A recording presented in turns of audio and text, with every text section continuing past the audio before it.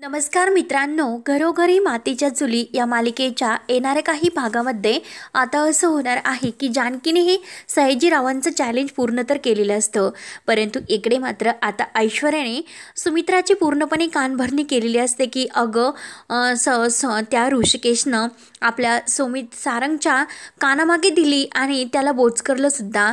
म्हणून आता जे नाही ते आरोप मात्र आता या ऐश्वर्याने सुमित्राला सांगितलेले असतात. तर सुमित्राला आता खूप टेन्शन येतं की विश्वास ठेवावा तरी कुणावर, कारण आता ह्या ऐश्वर्यानं ओवीला घराच्या बाहेर काढलं आणि त्यामुळे ऋषिकेश भडकलेलं असणार, परंतु त्याने सारंगला मारायला नको होतं. ऐश्वर्या जे सांगते ते आता खरं आहे का, म्हणून आता सुमित्राला खूप टेन्शन येत असतं.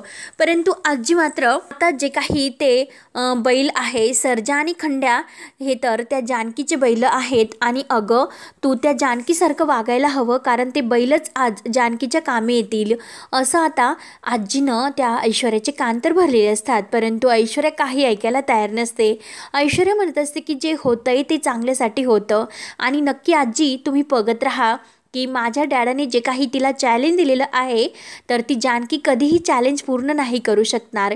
कितीही सौमित्राने तिला शेती जरी दिलेली असणार ना, परंतु तिला कुठे नांगरता येईल, तिला तर ह्या सर्वाची सवय नाही आणि तो ऋषिकेश तर तिच्यासोबत नाही.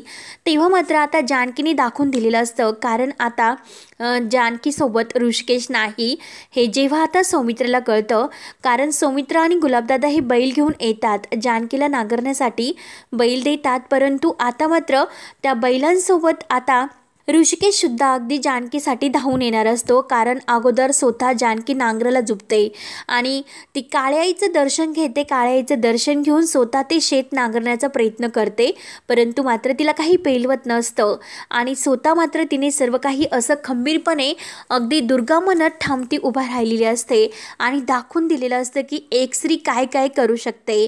तेव्हा आता जानकीचं सर्वत्र कौतुक होत असतं. सर्व मैत्रिणी गावातल्या जानकीच्या बाजूने असतात आणि सौमित्र अवंतिका सुद्धा धावून येतात आणि त्याच वेळेस मात्र आता तेथे ऋषिकेश दिसत नाही.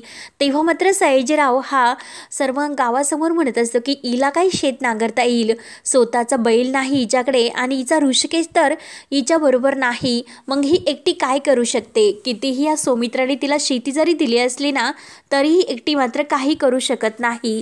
त्यानंतर मात्र आता हे सौमित्राला ऐकायला येतं आणि सौमित्र लगेच म्हणत असतो की काही झालं तरी आता नाही, आता मात्र आपण ह्या दादाला समजायला हवं. म्हणून तो ऋषिकेशकडे धाव घेतो. ऋषिकेशला सर्व काही समजावून सांगण्याचा प्रयत्न करतो, परंतु त्या अगोदर मात्र ऋषिकेश हा सौमित्रवर रागवतो. तुला येथे कोणी येण्यासाठी सांगितलं आणि कोणी जानकीला तुला शेती द्यायला सांगितली होती, काय गरज होती तुला आमच्या मध्ये करायची. रणदिवेचं कुटुंबातील कोणीही व्यक्ती आम्हाला नकोय, आम्ही त्यांच्याशी असणारे सर्व संबंध तोडलेले आहे. जे काही करायचं आहे ते आता मी माझ्या स्वतः कर्तृत्वावर हे सर्व करेल, मला कोणीही नको, असं म्हणून त्याने सौमित्राचा खूप अपमान केलेला असतो.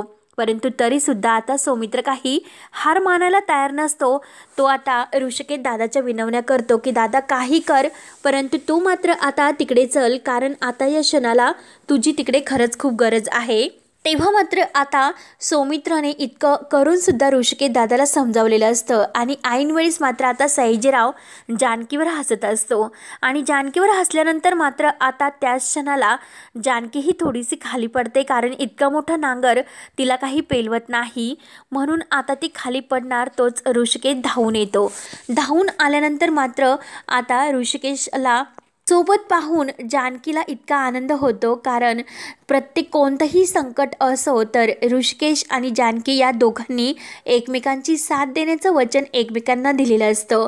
म्हणून आता ते वचन पूर्ण करण्यासाठी ऋषिकेश धावत आलेला बघून आता मात्र सयाजी पाटलाचा पूर्णपणे फडसा होतो. त्याला आता धक्का बसतो की नक्की आता शेत नांगरतील. म्हणून आता गुलाबदादा सुद्धा ते खंड्या आणि जो काही सर्ज आहे त्याला घेऊन येतात आणि शेवटी जानकीनं सयाजीरावाच्या नाकावर टिचून शेत नांगरून दाखवलेलं असतं. सर्व गावकरी तर शेती ही नांगरली म्हणून जानकीचं कौतुक करत असतात. खाली मान घालून आता सयाजी पाटलाची तेथून मात्र अगदी धिंड काढलेली असते. सर्वजण अगदी सयाजी पाटलाचं नाव घेऊन जोरजोराने ओरडत असतात की सयाजी पाटील मुर्दाबाद, आमच्या जानकी ऋषिकेश रणदिवे जिंदाबाद. जानकी बहिणीचं सर्वत्र कौतुक होत असतं, तिच्या नावाचा जय जयकार होत असतो. आणि तेवढ्यात आता सौमित्राला खूप आनंद होतो. सौमित्र म्हणत असतं की वहिनी मानावं तर तुलाच, खरंच आज ऋषिकेश दादा आणि तू जेव्हा एकत्र असताल तर तेव्हा काही करणं शक्य नाही. तेव्हा मात्र आता जानकीला ऋषिकेश आल्यामुळे सुद्धा खूप म्हणजे आनंद होतो. आणि एक जोमाने ते आता हे सयाजीरावाचं चॅलेंजर जिंकतात. त्यानंतर मात्र आता हे सर्व आता सौमित्र घरी येतो आणि सुमित्राला सांगतो की अगं जानकी बहिणींनी सयाजीरावांचं चॅलेंज जिंकलं. अगं ही ऐश्वर्या इकडे आपल्या घरामध्ये आपल्याला त्रास देते. जानकी बहिणीला घरामध्ये येऊन न देण्यासाठी इतके कट कारस्थान करते. आई तू अजूनसुद्धा वेळ गेलेली नाही, डोळे उघड. त्या ऐश्वर्याच्या तालावर तू नाचू नकोस, तिचा एकही शब्द खरा नाही. आणि अगं तिकडे तो सयाजी पाटील आपल्या जानकी बहिणी आणि ऋषिकेश दादा या दोघांना त्रास देण्याचा प्रयत्न करत होता. सर्व शेतकऱ्यांना तो आपल्या बाजूने वळवून घेण्याचा प्रयत्न करतोय. पण आता मात्र आपल्या जानकी बहिणीने त्यांना दाखवून दिलेलं आहे की जानकी बहिणीसुद्धा काय काय करू शकते, काय नाही. सर्व गाव आज जानकी बहिणीचा जय जयकार करतात. त्यामुळे आता काही झालं तरी मात्र आई तू तुझ्या अजून डोळे उघड. तेव्हा आता सुमित्रा म्हणते की अरे ऋषिकेशला तर ओवीला घराच्या बाहेर काढलं, त्यामुळे खूप राग आला होता. आणि आता मात्र ऋषिकेशने सारंगच्या थोबाडीत मारलं. मग नक्की आता कुणावर विश्वास ठेवायचा सौमित्र? तेव्हा आता सौमित्र म्हणत असतं की आई अगं खरंच दादा जे काही वागला ते योग्य वागला, कारण आत्तापर्यंत तो त्याचा स्वाभिमान जपत आला होता. परंतु ऐश्वर्याने आत्तापर्यंत घराच्या बाहेर जाऊनसुद्धा दादा वहिनीला असा खूप काही त्रास दिला. आणि आता ते कुठपर्यंत त्रास सहन करतील?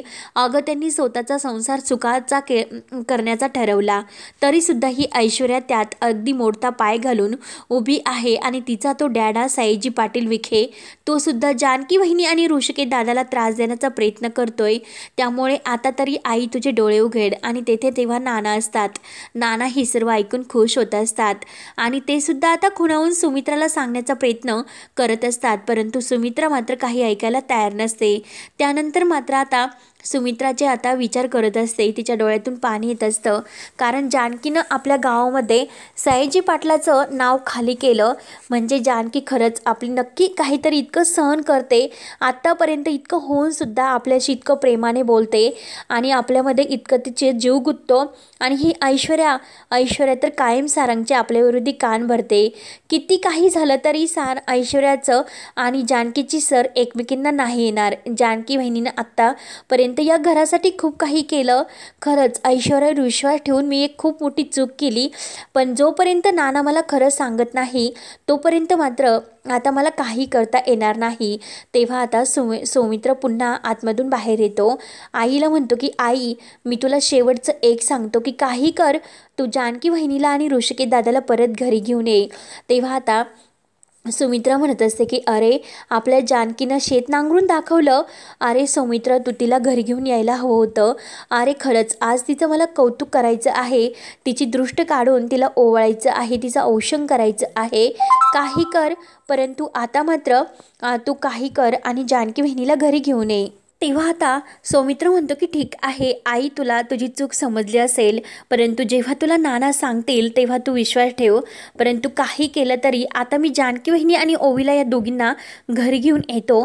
कारण आता ऐश्वर्या आणि सारंग तर ऑफिसमध्ये गेलेले आहेत. तोपर्यंत तू जानकी बहिणीला भेटू शकते आणि आजीसुद्धा तिला आपण मंदिरात पाठवून देऊ. म्हणून आता अवंतिका हे जानकी बहिणी आणि ओवी या दोघींना घरी घेऊन यायचं ठरवतात. तेव्हा मात्र आता लगेच हे सुमित्रा खूप तयारी करते. नानांना सुद्धा जानकी यायची म्हणून खूप आनंद होत असतो.